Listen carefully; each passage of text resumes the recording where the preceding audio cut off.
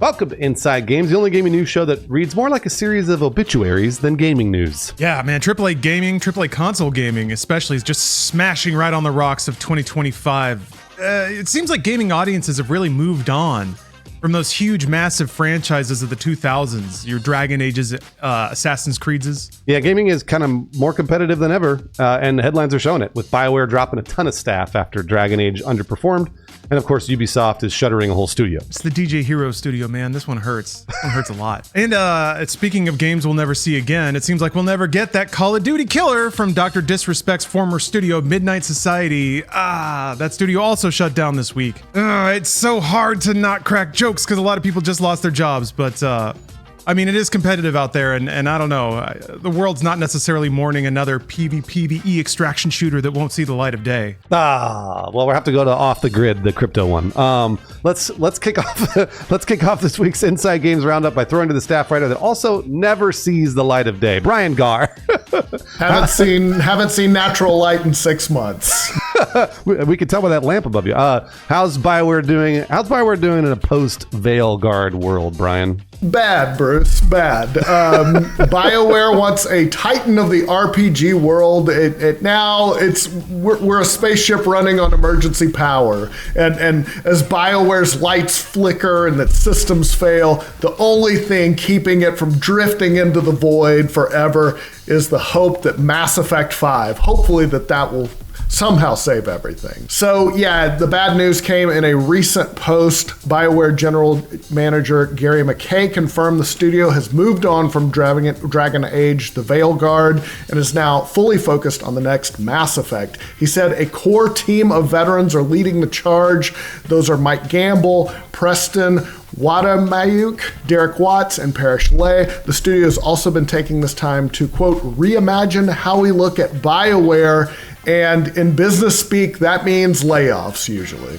And it sure did this time. Yeah, that phrase sends a chill down everyone's spine, and there's a reason. McKay explained, given this stage of development, we don't require support from the full studio. Ugh.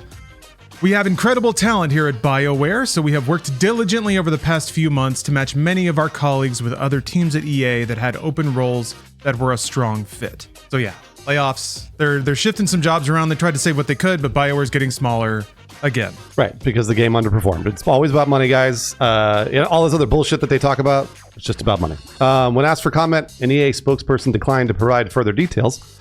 Quote, the studio's priority was Dragon Age, they wrote in an email to Kotaku. During this time, there were people continuing to build the vision for the next Mass Effect. Now that the Veilguard is shipped, the studio's full focus is Mass Effect. And by the way, if Mass Effect doesn't sell, do you know what they're going to do? They're going to lay people off. Or go out of business. Yeah. That too, which is the ultimate layoff. Yeah. Yeah. They've kind of been shedding some of their bigger properties. Last year, BioWare offloaded Star Wars The Old Republic to an outside developer.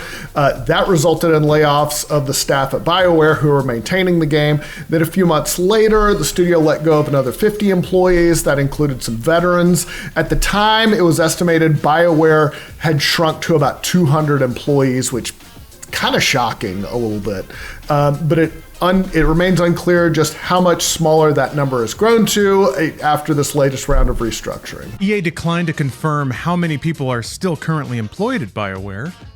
Quote, while we're not sharing numbers, the studio has the right number of people in the right roles to work on Mass Effect at this stage of development, the EA spokesperson said in their email to Kotaku. According to IGN, while some employees were reassigned to other projects within EA, others who had been working on Veilguard were laid off. Yeah, and this is the first time in decades that BioWare has just had one game in active development. Former producer Mark Dara recently described this shift as painful, but also noted that it could lead to a more focused, more polished game, kind of looking on the positive side of things. That assumes there are enough people left at BioWare to actually make it. Yeah, one thing's clear now. The studio's entire fate rests on the single game that they are working on, which is Mass Effect 5. That's a very scary place to be, especially in this very modern, crowded, hyper-competitive era of gaming, where one flop can wipe out the studio, and man, people's perceptions are formed immediately and stay permanently, so you got to be very careful. People don't have a lot of time to give anything a second look. We all should have played the Anthem more, guys. We should have played Anthem more. Without we blew it. That's on us. Right, we should have just bought and played the thing. It's so weird to think about it now, right? BioWare is just a brand like any other game. It just has recognizability, and that's really its biggest value.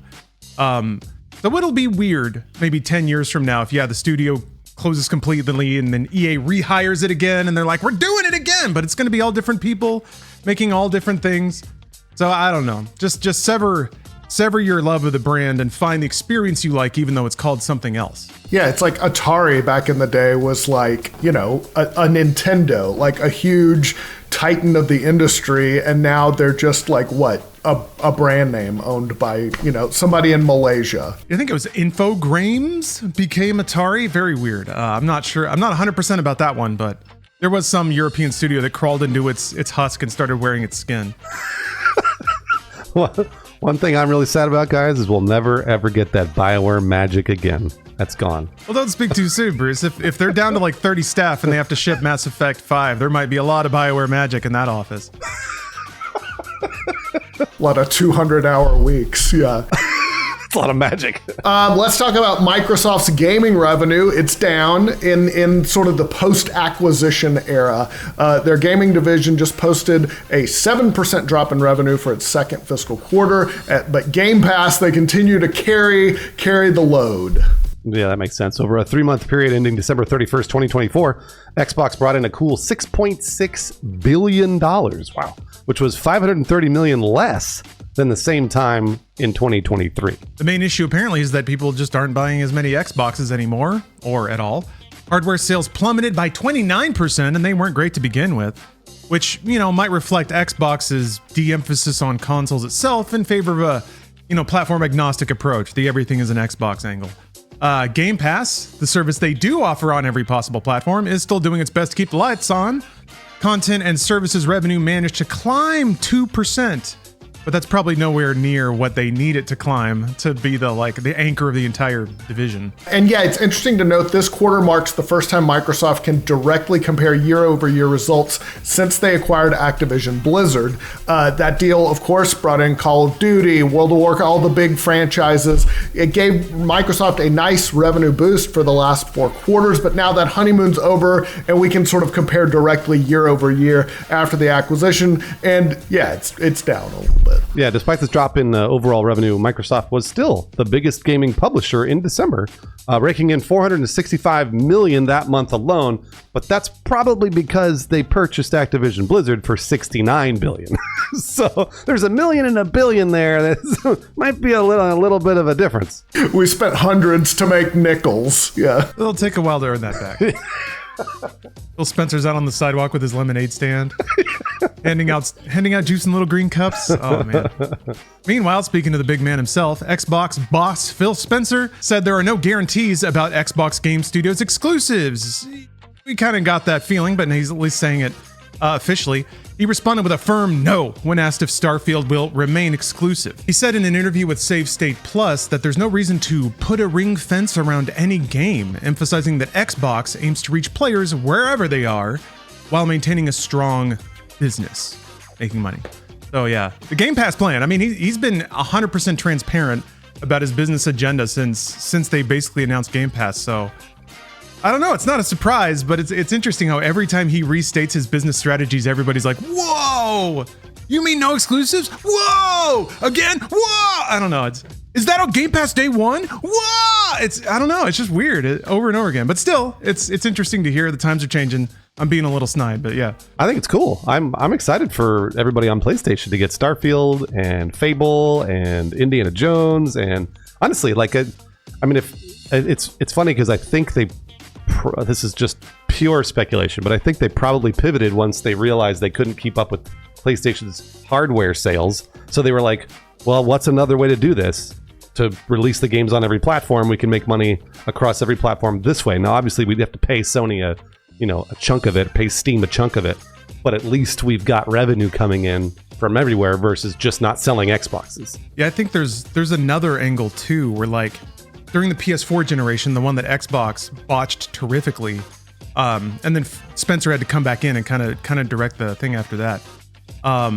PlayStation won the most important generation, the one that moved everyone onto digital. So PlayStation got everyone on their service buying digital games on their store. Xbox kind of lost that, and they don't have any momentum now. So now Phil's trying to win the next platform battle before it really lands, which is the cloud distribution, games as subscription thing. Theoretically, the market's heading that way, even though customers in gaming are fighting it. They just don't want to get on board with that. So he made a bet on the next platform, and we'll see if the market follows. But yeah, it's interesting to see the very clear and bold dedication to that strategy, and to see, like, finally the money is shaking out that exclusives aren't worth it anymore. And as a PC player, I'm delighted because everyone's coming to that platform now. But yeah, across all platforms, it's great. It seems like everyone's just making more money without playing these exclusivity games. Unless they already won them 10 years ago like Sony did. Or Nintendo 40 years ago. Exactly, yeah. But yeah, I also wonder just if it has to do with, at heart, at its genetic level, Microsoft is a PC software company. And if that's part, like, yeah, we'll put it on, like, we're not bound to this hardware that we made. You know, and we'll put it on PC, we'll put it wherever. But yeah, that's a great point about losing that digital generation, and now you're just going to always be playing catch up. All right, let's talk more about studio closures. This is depressing. Again, Ubisoft shut down another studio, laying off 185 employees across multiple locations. It is all in the name of long-term stability, they say. No, it's money. Money is the answer. A small number of employees in UK-based Ubisoft Leamington will keep their jobs under remote contracts, while Ubisoft's offices in Dusseldorf, Stockholm, and the UK are also getting downsized. Man, knowing how UK titles are, that's probably like or something like that. We got a quote here. A Ubisoft spokesperson sent this to Eurogamer. Quote, as part of our ongoing efforts to prioritize projects and reduce costs that ensure long-term stability at Ubisoft, we have announced targeted restructuring. Yeah, Ubisoft Leamington was originally founded in 2002 as Freestyle Games by former Rare and Codemasters veterans. It's been a very reliable support studio in the Ubisoft universe. They've assisted with The Division, Far Cry 5, Skull and Bones, Star Wars Outlaws. Once upon a time, when they were owned by Activision, they made the DJ Hero games. But I have it next to me at all times. Look at poor Lawrence. Oh, look at that. Poor Lawrence. We could try. Oh my it's gosh. not sad, So Bruce. sad. Be happy that we love. Don't be sad that we lost. I feel so bad. The other affected studios include Ubisoft Dusseldorf, home to Anno and the Settlers, Ubisoft Stockholm, which recently worked on Avatar: Frontiers of Pandora, and Ubisoft Reflections, which is UK-based. It's been around since 1984 and recently has been supporting AAA projects. There's a lot of people there that have been with these jobs for years and years and years, and it's a super bummer. Yeah, some real steeped studios that had the misfortune of being scooped up by a conglomerate and then pushed into like co-dev work. I don't know. There's a long legacy of European studios that kind of get bought up, smothered, and then thrown away in the middle of the night. Yeah, I'm still thinking about Bizarre Creations and a bunch of other ones. Studio Blur. Anyway, it doesn't matter. This latest round of layoffs follows years of Ubisoft slowly shedding employees. Back in 2022, the company had a workforce of 20,279, amusingly specific. By September 2024, that number had dropped to 18,666, and now it's shrinking even more. Earlier this month, Ubisoft announced it was, quote, taking decisive steps to reshape the company, claiming it was exploring, quote, various transformational, strategic, and capitalistic options to extract, great verb, to extract the best value for stakeholders. Ugh. At least they're being honest. I mean, yeah, they are. That's true, Ryan. You know what? I appreciate the transparency, I guess. Meanwhile, there have been a lot of rumors that Ubisoft is looking to go private. Tencent might be interested. However, Yves Guillemot of Ubisoft reportedly wants to keep control, so that's kind of slowed things down or made negotiations tricky. How else is he going to get paid $100 million a year or whatever? With Assassin's Creed Shadows set to launch on March 20th, we will see whether this game, I mean, in my opinion, this is the last best hope they have to stay private and not get bought up by Tencent. So if Assassin's Creed Shadows does well, then they might have another year or two, at least as Ubisoft. But I don't know. We'll see. Yeah, it's a bit tragic because in the last 2 years, Ubisoft has ostensibly been doing what the audience has been asking for, with things like Prince of Persia: Lost Crown or Assassin's Creed Mirage. Like, drop the bloat, just give us roll it back a little bit, give us some good games, not just big maps with icons. And no one cared. The audience wasn't really there for it. So it's not your fault watching. It's not the audience's fault. I'm just saying this again to point out just how competitive things are out there. You can release a product that people say they want, and if it doesn't have that secret sauce or punch through the noise, it just won't lift a company anymore. Yeah, the old methods don't work that have made money for the past decade, really. You know what this reminds me of is when Lawrence and I were at Machinima.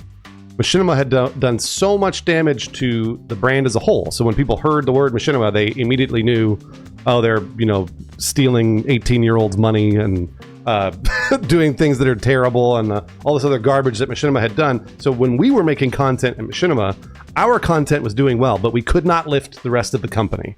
And that's what this feels like if Ubisoft makes a good game. Like, I stand by the fact that Avatar and Star Wars Outlaws are both super fun games. I think Assassin's Creed Shadows, from what I've played, is fun too.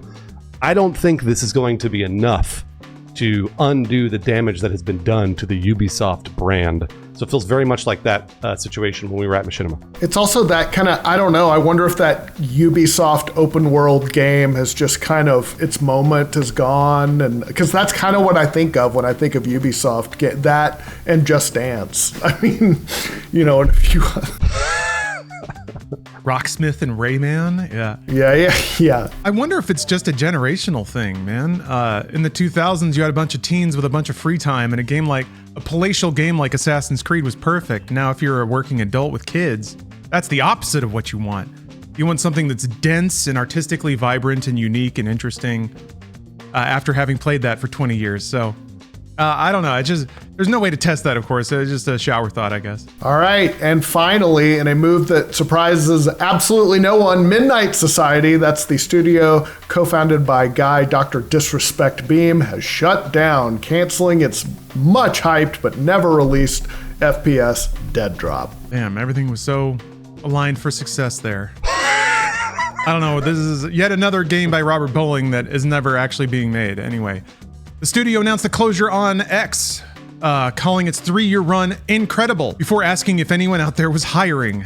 Well, at least they're asking, I guess. It's a tough break for the more than 55 developers who did the actual work, while their co-founder stirred up a bunch of controversy and most likely didn't help the operations of the studio much at all. No, and probably sank it, honestly. Guy Beam and Midnight Society split in 2024 after he admitted to exchanging inappropriate messages with a minor, and then also came back and then said that was all he was trolling, by the way, just so you know. The studio tried to carry on without him, but much like Dead Drop's 2024 release, it never quite materialized. What's even weirder about this, too, is that Dr. Disrespect's monetization on YouTube got monetized. He got re-monetized the same day that Midnight Society closed down, which is the worst poetic justice, by the way. I can't, that makes me so upset.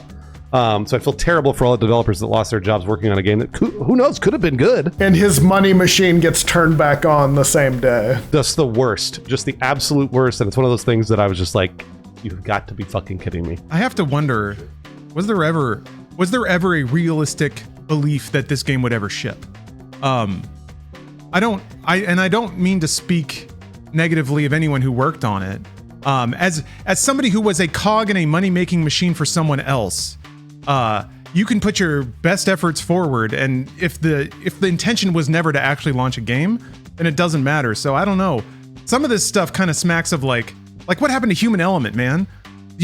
Studios working on a thing for 3 years and then just like, whoops, that's it, bye.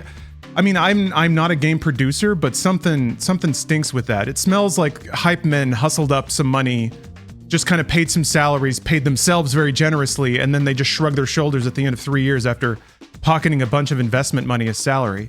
So I don't know. This always smelled a little bad, but I mean, at least hopefully 55 people got paid for a handful of years, and hopefully this is not too disruptive for them.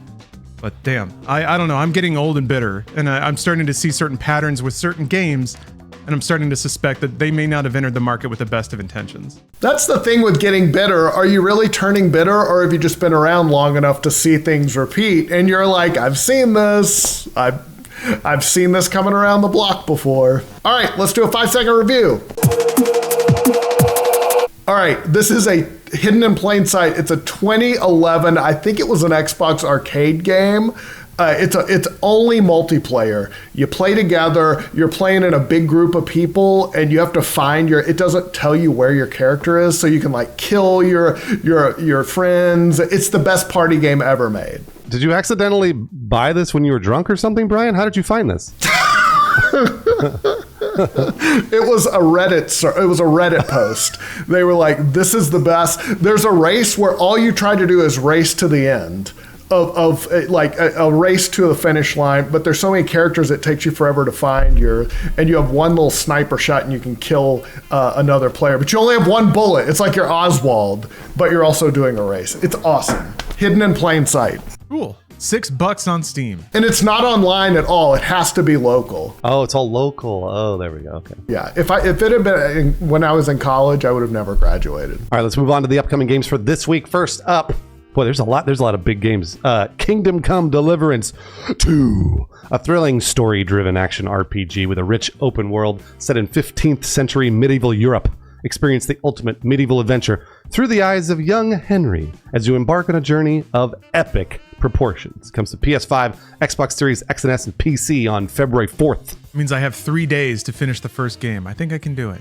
This is awesome. Rift of the Necro Dancer. The Necro Dancer's back in an all-new rhythm game. Dragged into a strange new world, Cadence must engage in musical combat with monsters surging through the rift. Face pulse-pounding rhythm rifts where every beat is battle, set to an original soundtrack by Danny Baranowski and friends. Rift of the Necro Dancer comes to the PC on February 5th. Next up, While Waiting. This is a transformative adventure exploring the art of waiting. I didn't know I was an artist. Clear the game by doing nothing but discover the power of acceptance and patience in numerous situations from birth to death. Learn to embrace life as you wait. While Waiting comes to PC and Switch February 5th. Up next, Ambulance Life, a paramedic simulator. Oh, this sounds perfect. Dedicate your life to saving others. As soon as you receive the emergency call, speed off to the site of the accident in your ambulance, sirens wailing. Apply first aid and transport the seriously injured to hospital. Every second counts. It comes to PS5, Xbox Series X and S, and PC on February 6th. Man, great idea for a game, yeah. Yeah, right. Next up, Big Helmet Heroes. Throw yourself into an epic 3D beat-em-up adventure with adorable knights full of surprising worlds and situations. Grab your buddy and play in 2-player co-op to save the princess, but this is only the beginning. Big Helmet Heroes comes to PS5, Xbox Series X and S, Switch, and PC on February 6th. Keep Driving. This is an atmospheric management RPG about life on the open road. These are wild games this week. Pick up hitchhikers, work odd jobs, customize and repair your car, and map your route across the country. This sounds like just life in the 70s. Use upgrades, skills, and items to overcome challenges. I was not cognizant back then, by the way. And remember to take it easy. You're young, you have time. It comes to PC February 6th. You're young, you have time. I love it. Feels good to hear, doesn't it?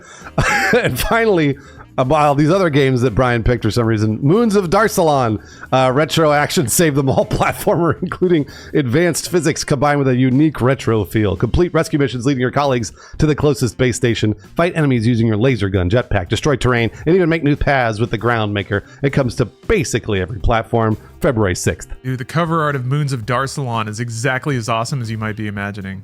Like a dude in a helmet with a space gun. I love it. I love it. Brian was really active on Reddit the last few days, wasn't he? He was really looking at every Reddit thread, for y'all. found every video game. It's got a demo? Shit, man. All right, Moons of Darsalon. That's on my list now. I made a sale. Y'all owe me some money, whoever made that game. You got yourself a sale. Speaking of, hopefully that'll save another studio.